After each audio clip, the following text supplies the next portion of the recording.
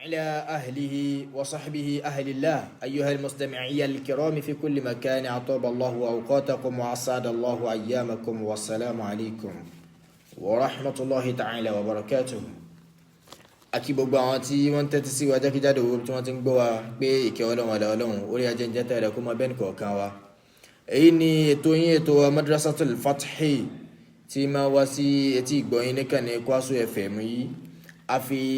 àsìkò yìí náà a fi ṣàdúrà fún gbogbo àwọn olùdarí Kwaso FM lápapọ̀ láti ibi tó ti bẹ̀rẹ̀ débi tó ti parí pé Ọlọ́run máa ṣàbá wa pẹ̀lú wọn, Ọlọ́run máa ṣàbá dúró tì wọ́n, wala la ilaha illallah wala Muhammadu Rasulullah. Gbogbo àwọn òṣìṣẹ́ Kwaso pátápátá láti ọ̀dọ̀ VC tó fi dé ibi tó parí sí àwọn teaching staff àti non-teaching, gbogbo wọn Ọlọ́run máa ṣàbá wa gbàdúrà wọn, wala la hawla wala quwwata illa billah. Gbogbo àwọn fáà wa, àwọn òbí wa, àwọn olùkọ́ wa Ọlọ́run ṣàbá wa ṣàánú wọn. Àwọn tó wà lálkìyàmà bàbá Sheikh Adam, bàbá Sheikh Kamaluddin Al-Adabi, Maulana Sheikh Abdulrahim oníwàsí àgbáyé, Alhaji Abdul Fattah Abíọ́nà Ibrahim Ọlọ́run ṣàbá wa kẹ́ wọn, wala la ilaha illallah wala Muhammad Rasulullah. Àwọn tí wọ́n ti lọ, àwọn tí wọ́n wà láyé náà, bàbá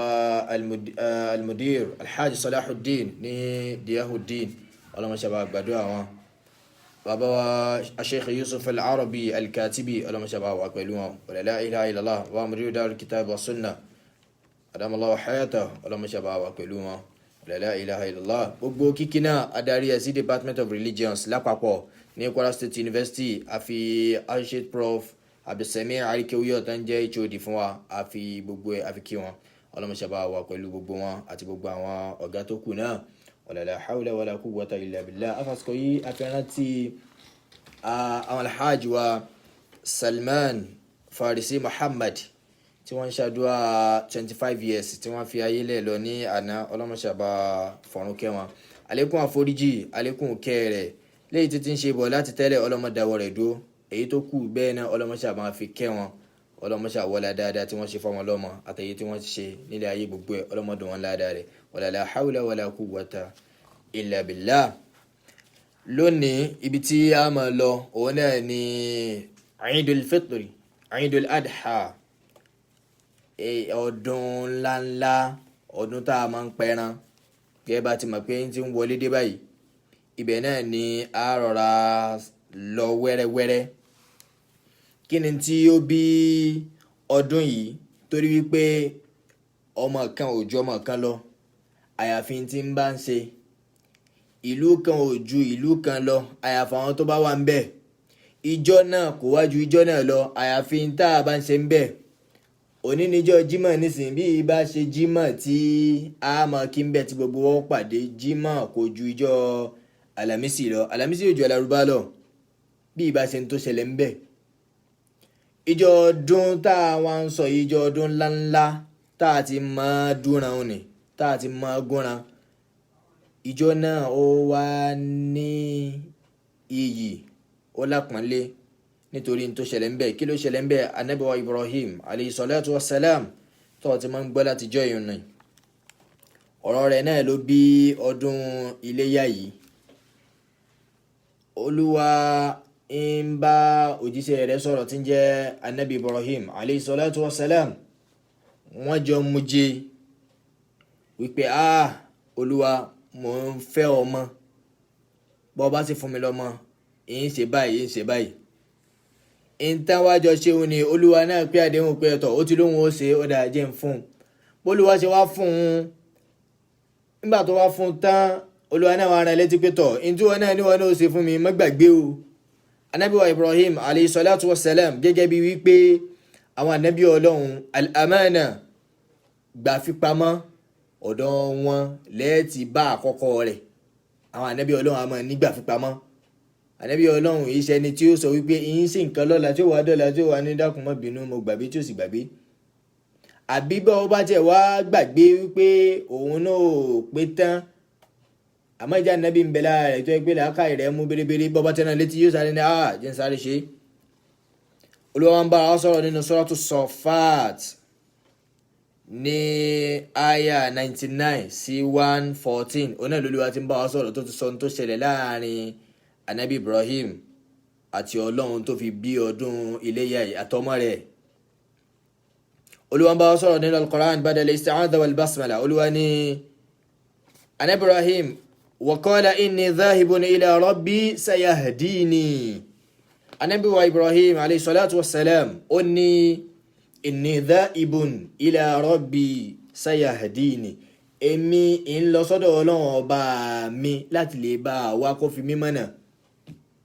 Òun láti sọ fúnra wa yìí lórí ètò wa láìmọye ìgbà wípé ìyẹn kan jókòó sójú kan kọ́ wá nítọ̀ Ọlọ́run ó ṣàánú wa rárá. Àìsọ báwọn ìyẹn ó ṣiṣẹ́ tọ́nu ní ti ń jẹ́ téèyàn máa ń ṣe yá àláwù kí ẹ̀ máa ṣe yá àyáṣẹ́ gẹ́gẹ́ nu. Mo fẹ́ mọ̀wé o ọ̀dà jẹ́ ń wá gbalé ìwé lọ mi bá délé ìwé tán kí n wá tẹ́tí ní ti ń jẹ́ yá àláwù kọ́ wá fi yá àyáṣẹ́ tọ́nu tí iṣẹ́ nǹkan mi. Ànábì wa Ibrahim ń wá ìmọ̀nà látọ̀dọ̀ Ọlọ́run ó wá sọ fúnra rẹ̀ pé inni dha'ibun ila rabbi sayahdini. Èmi tẹ́rí ń wá ìmọ̀nà látọ̀dọ̀ Ọlọ́run ọba mi ń wá lọ yóò sì fún mi. Ó tún dá lójú bẹ́ẹ̀ pé Ọlọ́run ó ṣe ní tí mo fẹ́. Ó wá ní rabbi habli. Ànábì Ibrahim wá sọ tó fẹ́ léyìí tí wọ́n ń sọ fọ́lọ́run tó tún béèrè tí ò dáhùn. Ọlọ́run tiẹ̀ fún mi lówó kódà bó bá tẹ̀ jẹ́jọ́ kan náà ni wọ́n fún ọjọ́ kan tó bá gbà padà kò ní tẹ́ Ọlọ́run ó sì béèrè tó dáa sọ́lọ́run lóhun ò lè fún ọ gbére ni. Ọwọ́ ń ṣàdúrà ọwọ́ ní Ọlọ́run tẹ̀ fún mi ní mọ́tò kódà bọ́ tẹ̀ gbàǹjọ́ náà padà. Wọ́n ní ẹnu ara ẹni nìyẹn fi ń kọ méje ara ẹ̀kọ́ tó tún wà ń bí ọdún iléyá nù kọ́ ọmọ tó fa lónìí kọ́ sì máa wọ ẹ̀kọ́ tó wà ń bẹ̀. Ànábì Ibrahim ní rabbi habli minas salihin. Ọlọ́run fún mi ní ọmọ láti ara àwọn ọmọ dáadáa ìfọmọ lásán ìfọmọ pàpàlági. Ọmọ tó jẹ́ ọmọlábí òun ni mo fẹ́ nínú àwọn ọmọ. Òun ní wípé gẹ́gẹ́ bí ètò Islam gbogbo nǹkan tó bá ṣẹlẹ̀ àìdúró kí nǹkan bàjẹ́ tán ká tó wá solution sí. Tíyẹn bá fẹ́ lóyún àbí ẹ fẹ́ múra àti lóyún bẹ́ẹ̀ bá fẹ́ ṣe irú àwọn ètò bẹ́ẹ̀ náà lára ń tó kọ́kọ́ sọ náà ni wípé Allahumma jannibna shaytan wa jannibi shaytan min kulli ma khalaqta. Pé tí Ọlọ́run lé Ṣẹ̀tánì jìnnà sí mi sì lé Ṣẹ̀tánì jìnnà kúrò níbi gbogbo nǹkan tó bá fẹ́ dá fún mi. Ìwọ tó fẹ́ bímọ ó ti máa gbàdúrà kalẹ̀, ìwọ tó lóyún ó ti máa gbàdúrà kalẹ̀ pé Ọlọ́run oyún tí ń bẹ nínú mi yìí ọmọ rẹ̀ ni ó fi fún mi yìí o, ọmọ rẹ̀ ni ó fi fún mi yìí o. Ẹlòmíì bó ti lóyún yín ronú wípé tọmọ yìí tí ń bá bímọ yìí tán bá ti kó olókùú báyìí ìjọ kó mọ òun ìpè báyìí ní ìpè ní báyìí ìpè ní báyìí ṣé ètò ẹ̀kọ́ ọmọ ronú àbí bọ́mọ ó ti dé tí ó ṣe dọ́mọ dáadáa. Ẹlòmíì ò ní bó la tẹ̀ sí fẹ́ ṣe báyìí gẹ̀nà o ọmọ yìí kò tiẹ̀ kọ́nà tẹ̀ jẹ́ lọ́jọ́kùnrin èwo ni ìsọmọ ń bẹ̀. Ànábì wa Ibrahim ó ní rabbi habli minas salihin. ìrọ̀ Ọlọ́run bá fún mi nínú àwọn ọmọ dáadáa ní kò ti fún mi má fún mi lọ́mọ lásán má fún mi lọ́mọ pàpàlági. wa basharnahu bi ghulamin halim. Àwa fún ní ro dùnú wípé bọ́ọ̀sì tí ṣe bèrè yìí àwọn Ọlọ́run bá ká aṣọ láti fún ọlọ́mọ dáadáa ó dáa fún ọlọ́mọ. Àwa ní fún ọlọ́mọ lásán ọmọ tí ó ní sùúrù tí ó lágbàmára ni lọ́mọ tó sọ fún wípé máa ka Kùránì látàlẹ́ dalẹ́ tí ó sì gbà látàárọ̀ dalẹ́ tí ó sì gbà. Ọmọ tó sọ fún pé ọ̀gbọ́dọ̀ parọ́ gbogbo ibi tó bá wà tí ó sì gbà sí ọ lẹ́nu irú ọmọ bẹ́ẹ̀ lá fún ọ. Al-Qur'ani wa ń tẹ̀síwájú ní Suratu Safat tó ní falamma balagha ma'ahu as-sa'ya. Ó ní nígbà tí ọmọ náà nígbà tó dàgbà díẹ̀ tó tójú bọ́ tó tó ẹni tí yẹn máa fi sílé tí wọ́n níbo ni bàbá rẹ̀ lọ tí ó ní ó lọ sóko ń sì ń padà bọ̀ láìpẹ́ yìí. Nígbà tó ọmọ náà débẹ̀ qala ya bunayya. Ànábì Ibrahim wọ́n sọ fún ọmọ rẹ̀ wípé inni ara fil manami. Ó ní mo rí inú àlá mi pé inni azbahuka pé mo dú ọ. Ká nípọ́ ọmọ mi ní láyé ìsín bí bàbá rẹ̀ bá lálàkàlà yóò sọ fún pé mo sì lálàá kéyìn nìkan sí ọ dádì ẹ padà ẹ bá tuntun sọ ẹ ní rí mi lé mọ́ o. Ànábì Ibrahim ó jíṣẹ́ fọ́mọ rẹ̀ bẹ́ẹ̀ wípé mo lálàá pé mo mọ̀ dú ọ. Ó ní fanzur madha tara kí wàá máa retí nǹkan tó ṣe báyìí. Ya abat ọmọ dáadáa nígbà tó ti béèrè síwájú torí pé tíyẹn bá béèrè òun nìyẹn ó padà rí lẹ́yìn owó lè ti gbàgbé pé nígbà tí mo sì fẹ́ bímọ yìí mo sọ pé kọ́lọ́n sáà fún mi lọ́mọ kan kémi náà tiẹ̀ kúrò lágàn ìtọ́ ń sọ fọ́lọ́run pé kọ́lọ́n sáà fún mi nìkan bó bá dàgbà wọn ni Ọlọ́run ìṣèwà béèrè ilé ọtí gbàgbé ìjọ kìnìún àná tó ń béèrè wọn la fi ní ọmọ béèrè olúwa ọwọ́ rẹ̀ tẹ́ báyìí ń máa ń béèrè wípé kí ló tún fẹ́ sí ni ọlọ́run ò dàbí èèyàn. ó ní ọmọ náà wá ní ya abat ìrẹ́ bàbá mi if'al ma tu'mar ntòlúwa bá payín láṣẹ ni ẹ ṣe o ẹ má ro tèmi ẹ sì má ro tìyín o satajiduni insha Allahu minas sabirin ẹ bá mi lẹ́ni tí ó ṣe sùúrù. ọmọ náà ń sọ fún bàbá rẹ̀ bẹ́ẹ̀ anabi Ismail ń sọ fún bàbá rẹ̀ bẹ́ẹ̀. wọ́n ní falamma aslama nígbà tó wá gbà tó jupájú sẹ́lẹ̀ wípé bàbá mi tó bá wù yín ni ẹ fi mí ṣe watallahu liljabin nígbà tó wá gbé ọrùn rẹ̀ lé àpáta báyìí. wa nadaynahu an ya Ibrahim olúwa wá pè pé ìrẹ́ anabi Ibrahim òjíṣẹ́ ọlọ́run ní olóòótọ́ wọ yìí pass torí pé gbogbo nǹkan lọ́lọ́run máa fi ń dán wa wò wọn la fi máa ń sọ wípé àdánwò àdántán ni kọ́lọ́ mọ́jà rí bí yẹn bá rí àdánwò ó kú bọ́ọ̀sì pass ìdánwò náà nígbà tó ṣe exam náà ni olóòó kàn ní ó dáa jẹ́ kí yẹn kan rọra kọ mọ́tò rẹ tí ó kàn rọra fi ara nù díẹ̀ báyìí ọwọ́ bọ́lẹ̀ ọ̀pọ̀lọpàá sí ọ̀pọ̀ sójà sí nígbà tí yẹn fara nù wọn náà fi ná àdánwò kékeré tó lówó ó dáa nígbà tí ìbéyìn ò tẹ́ ọlọ́run fúnra rẹ lọ sí mọ́ lọ tó kọlù nǹkan ta lọ́wọ́ abájá ń bẹ sọ́ọ̀bà rẹ̀ ẹ̀jà ni àdánwò kékeré ò tó ọ̀nà bí nǹkan kékeré bá ti ṣe ọ́ dúpẹ́ lọ́dọ̀ ọlọ́run pé mo ti dúpẹ́ tó bá lọ jẹ́ báyìí ńkọ́ ọmọ wa rò èyí tó tóbi pé tó bá lọ jẹ́ báyìí ńkọ́ tó bá lọ jẹ́ báyìí ńkọ́. olúwa ní ìrẹ́ anabi Ibrahim qad sadaqta ru'ya alátọ̀ ọláwọn ọtí gbà lódodo wọn la fi sọ fún pé mùsùlùmí kò sí ní tí mùsùlùmí máa ń dànù alágọ̀ òun nù nísìnyí tó bí ọdún iléyá àtàrà àlá ló ti wá wípé má gbàgbé ń tọ́ sọ ìrẹ́ anabi Ibrahim ọlọ́run ní sọ̀kalẹ̀ wá bá ọ oríṣiríṣi ọ̀nà náà ni ó fi máa fi nǹkan hàn ọ́ pé ṣé yóò yí ọ àbí ò ní yí ọ ó ní mùsùlùmí fi ṣeré púpọ̀ wípé mo sì wá ń ṣeré ni àwọn ṣeré bò ọlọ́run ò bọ́ ọ ṣeré máa mójútó gbogbo nǹkan. nígbà tó ti wá gbọ́hùn ni ó ní inna kadhalika najzil muhsinin ó ní bá a ti máa ń san àwọn èèyàn dáadáa bá a ti máa ń san wọ́n lẹ́san rẹ̀ bí èèyàn bá ṣe nǹkan aburú kódà èèyàn lè gbèrò dáadáa kí ọmọ wa rí i pé wọ́n ń já sáburú fún ọmọ wa pé èsì wa mìíní láti sáburú fún ẹni wo ló ti sáburú bí wọn náà bá sáburú máa wọlé wò pé tí n bá ń ṣe dáadáa sáwọn èèyàn àwọn èèyàn fẹ́ ṣe dáadáa sí ọ yóò máa já sáburú olúwa ní inna kadhalika najzil muhsinin bá a ti máa ń san àwọn èèyàn dáadáa lẹ́san nù ó ní inna hadha lahu al-bala'ul mubin eléyìí ni àdánwò tó fojú hàn pé ọ promise èmi ọlọ́run nígbà tí ọ ń wà nǹkan ọ wá sọ wípé báyìí níṣe ẹlòmíín nísìnyí ó ní ọlọ́run tí n bá fi lè gba A méjì níbi àwọn exam tí mo ṣe yìí tí n bá ilé pass n bá ilé wọ 3.0 n sì gbàwẹ̀ kan fọlọ́ ó ti sọ ó ti gbàgbé ó ti gba result bíi mẹ́ta nísìnyí báyìí kò rántí mọ́. Madrasatul Fathi ẹ̀yin ó fẹ́ kọ́ ọ lámàánà ọdún iléyà àmánà ló bí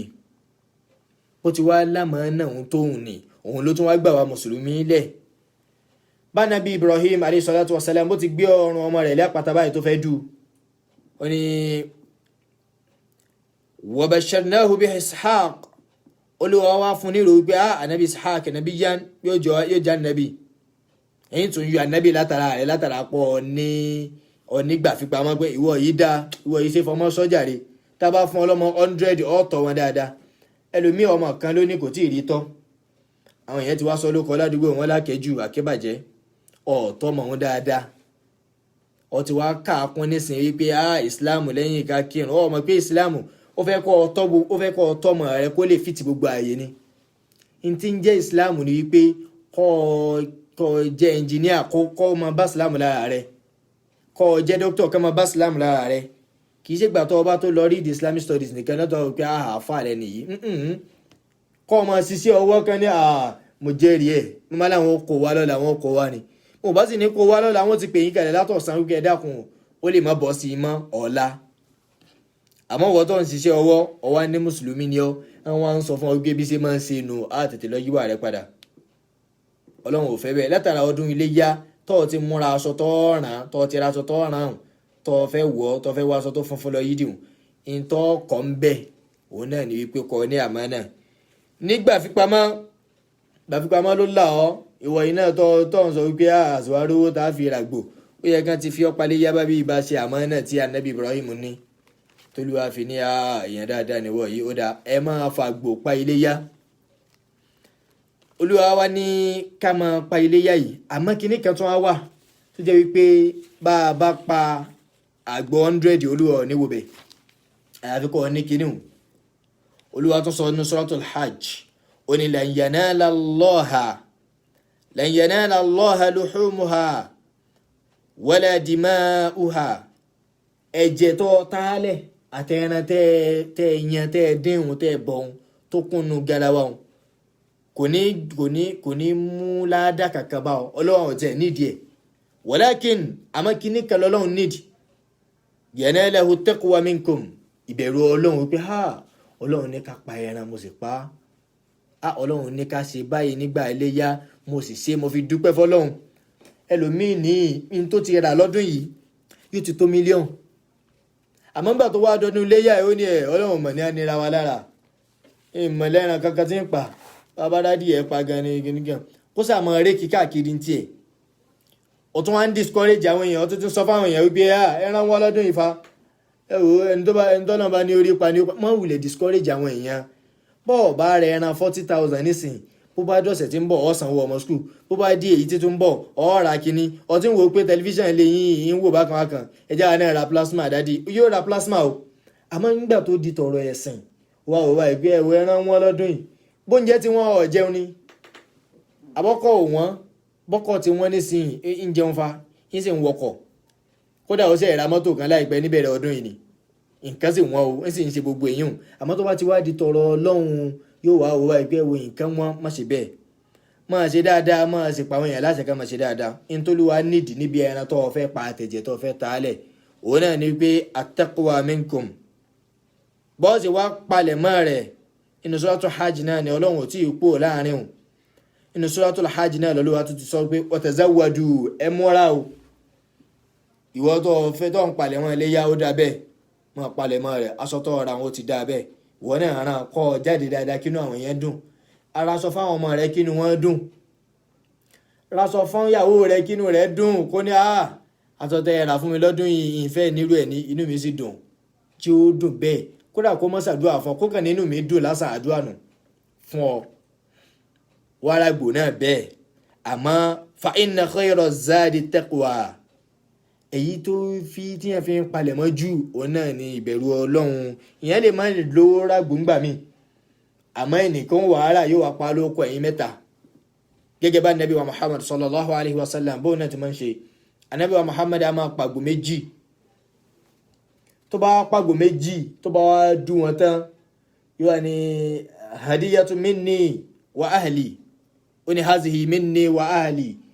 eléyìí òun ni fún mi àtàwọn ará ilé mi èmi àtàwọn ará ilé mi mo ní sọ́dọ̀ àwọn yòókù kan dì mọ́ àgbò kan èmi àtàwọn ẹbí mi àwọn náà dì mọ́ àgbò kan wọ́n á mọ́ báyàn pa ẹran bí yóò bá lágbára rẹ̀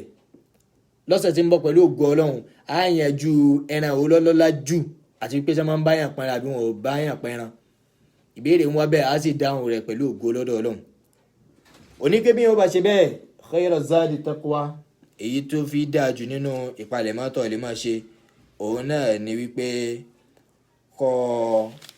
kọ́ níbẹ̀rù Ọlọ́run pé eléyìí Ọlọ́run mọ́ṣá gbà lọ́wọ́ mi àsìkò owó la wá pẹran gan àsìkò táwa máa ń pẹran òun náà ni lẹ́yìn yídì ẹlòmíì lórí pé yóò ṣe òun náà láfi ní ìbẹ̀rù Ọlọ́run lákọ́kọ́ ẹlòmíì lórí pé yóò sun ẹran yóò kun ẹran yóò wà ní ẹ̀wọ̀ yìí ní lọ yídì kí n tó dé ó dọ̀ọ̀pù kí ní kan ó mú oríṣiríṣi nǹkan yóò wá dúró nílé yóò wá tan rédíò tó bá ti wá ń gbọ́ tán ti kírun tán yóò dùn tiẹ̀ nù lọ yídì lọ kí lọ́dọ̀ àwọn imam Maliki mazhabi imam Maliki tá ń lò nílùú yìí wọ́n ní yídì in tó pa dandan ni pé kọ́ kí tó pé ládá wà ń bẹ bóòlù sí nígbà ládá ti máa ń súwọ́ náà àfikọ́ lọ yídì wọn ni kọ́ kí tó bá ti wá kí kọ́ wá pẹran torí pé bọ́bá dúró ń lé wọn lè lọ dú ẹran o ẹlòmíì lágídí tó yẹ wípé yóò lọ dúnran kó tó di kí màmú tó kírun wọ́n sì lẹ́ni tó bá dúnran Ànábì Muhammad sallallahu alaihi wasallam ó lẹ́ni tó bá dúnran kí wọ́n tó kí ìrun wọ́n lè kírun bò mí o bó wọn bá ti kírun ládùúgbò yín tó bá ilé dú ẹran ọ̀sẹ̀ sàárà nù ẹran wọn ẹ̀yà pín kẹ́ tètè bẹ̀rẹ̀ sí ni mo jẹ́ kí èyí tó jẹ́ dandan tó jẹ́ kókó tó délẹ̀ ẹ tètè pín irú nǹkan bẹ́ẹ̀ ká tó wá dé ìjọ ọdún ní tá a máa kọ́ntínú ọ̀rọ̀ ẹran ìjọ àràfá ìjọ kan náà ni tó náà tún ní àpọ́nlé nínú àwọn oṣù tá a fẹ́ bọ́ sí tá a bọ́ sí níjọ Sunday pẹ̀lú ògo Ọlọ́run wọ́n wá ń pe kinní kan ní layalin ashri òru mẹ́wàá náà ń pè nínú suratul fajiri olúwa badala istilahaza wal basmala olúwa tún ní wal fajiri wa layalin ashri olúwa ló ń fi àsìkò alfajari búra wa layalin ashri àtijọ́ mẹ́wàá inú zulhijja níjọ Sunday ní sẹ́yà mú zulhijja alákọ̀ọ́kọ́ zulhijja ẹlẹ́kejì bẹ́ẹ̀ ẹni tó bá lè gbà àwẹ̀ níjọ mẹ́wàá níjọ mẹ́sàn-án tí ẹlẹ́kẹ̀ẹ́wá ọmọ jẹ́jọ́ ọdún ìjọ náà dá púpọ̀ olólùwà fi kó nínú suratul fajiri wa layalin ashri ìjọ òru mẹ́wàá zulhijja míyàn bá ní tí yẹn wá lọ́dọ̀ Ọlọ́run yẹn máa ń tọrọ rẹ̀ lásìkò báwọn náà tó bá fi lè mú Ọlọ́run fi kinní kan búra nǹkan òun lágbára ni Ọlọ́run wá fi òru mẹ́wàá òun búra àti pé òru tó dáa ni òru tí yẹn sì máa ń tọrọ kan ni kíyàn gbàwẹ̀ ń bẹ̀ ó dáa kíyàn gbàwẹ̀ míyàn bá gbàwẹ̀ ń bẹ̀ ó dà gẹ́gẹ́ bí ẹni tó gbàwẹ̀ fún odidi ọdún kan ni wọ́n wá forí ẹ̀ṣẹ̀ rẹ̀ jìn èyí tó ti ṣẹ̀ sẹ́yìn àti èyí tó ṣẹ̀ níwájú bẹ́ẹ̀ náà níjọ́ àràfá táwọn èèyàn ń ṣiṣẹ́ hajj torí pé ìjọ náà ní iṣẹ́ hajj bẹ̀rẹ̀ ní bí èèyàn bá lọ Mọ́kà ìjọ náà ní iṣẹ́ hajj ṣe bẹ̀rẹ̀ gbogbo ẹ̀yin tẹ́ ẹ bá lọ tẹ́lẹ̀ hùn ẹ máa ṣe fàájì ìjọ àràfá báyìí iṣẹ́ bẹ̀rẹ̀ nu ìwọ́tọ̀ wa lọ ó dá kọ́ gbàwẹ̀ ó dá yìí lé gbàjọ́ mẹ́wàá ìjọ àràfá òun kí ń jẹ́jọ́ kẹsàn-án múra kọ́ gbàwẹ̀ tí wọ́n náà bá gbàwẹ̀ béèrè ń tọ́ fẹ́ lọ́dọ̀ Ọlọ́run gbogbo chance nìyẹn máa ń lò nínú Islam gbogbo ìgbà ló ní chance àti sọmọ pé ìjọ kan òjújọ kan lọ àyàfi tí ń bá ń ṣẹlẹ̀ ń bẹ̀ ọmọ kan òjò ọmọ kan alẹ́ àyàfi tí ń bá ń ṣe ọmọ tó bá ti jẹ́ dáadáa ọmọ jọmọ lọ́nu ọmọ tí ò bá ti ṣe dáadáa yàtọ̀ sáwọn yòókù ìwọ náà wá ń bẹ̀ kọ́ lò bọ́ bá ti lò bẹ́ẹ̀ ọ rí i pé ìntọ́rí ń bẹ̀ yóò kàwé láyà torí pé Imam Ghazali radiyallahu ta'ala anhu ó ní walil mar'i ahwalun ó ní àwọn ọmọ ènìyàn wọn láwọn ṣe sí tí wọ́n máa ń gbé bí yẹn bá rẹ́rìn sí ó ní tó fà bí yẹn bá lejú sí ó ní tó fà walil hali fursatun ìṣesí kọ̀ọ̀kan ó wá ní chance bí yẹn bá rẹ́rìn sí ó yẹ kó ọmọ tó béèrè èèyàn lejú ọ̀n béèrè owó lọ́wọ́ rẹ̀ sọ́tún mọ̀ pé òun wá wàhálà fúnra rẹ̀ nù àsìkò tó rẹ́rìn òun ló yẹ kó béèrè pé mo ti ní tí mo fẹ́ béèrè yóò change ojú díẹ̀ àmọ́ rẹ́rìn lọ́wọ́ ọwọ́ ìyẹn wá lejú ọ tó wá ń bá wí ní bá wí lásìkò gbàùn àsìkò tí ń rẹ́rìn òun lọ́ọ́ bá wí àsìkò gbàùn lọ́ dà àwa náà ká lo gbogbo àwọn àsìkò yìí Ọlọ́run kó gba lẹ́sìn fún wa wala la ilaha illallah wala muhammadun rasulullah èyí ni ètò wa madrasatul fathi tá a ti máa ń kọ́ra wa bí a ti là the victory school náà ni wọ́n ń pè gbogbo àwọn onígbọ̀wọ́ ètò wa gbogbo àwọn olólùfẹ́ wa ọlọ́mọṣàbá ṣàánú wọn gbogbo àwọn títí múra ọdún náà èyí tí ó fi jásí rọrùn ọlọ́mọṣàṣe fún wa arziki tó pọ̀ ọlọ́mọṣàbá pèsè rẹ̀ gbogbo àwọn tó bá fẹ́ ra nǹkan bá ti máa ń sọ ara àwọn olùgbọ̀wọ́ wa grateful soul náà ń wá ń bẹ̀ ní Manchester bí o bá fẹ́ ra Nàìjíríà bó bá ti fẹ́ ra wá sàn sọmọ kí madrasatul fatihi náà lọ ti wá wọ́n ṣe ọ dáadáa àwọn sì wọ́n tó yọ bá gbà mọ́ tó sì tún bẹ́sìn mu ọlọ́mọṣà gbàdúrà gbogbo wa wala la hawla wala quwwata illa billah tí díjọ́ mẹ́jọ tá a fi máa dágbére fún àmì lọ́mọ ìyá Ibrahim Salman Ọláolú in dágbére fún yín pé subhanaka Allahumma wa bihamdik wa ashhadu an la ilaha illa anta wa astaghfiruka wa atubu ilayk madrasatul fathi tafaqahu fi ddin. La ilaha illallah Muhammad rasulullah alayhi salatu Assalamu alaikum wa rahmatullahi wa barakatuh. Jama'a Mùsùlùmí Mùsùlùmá ètò yín ètò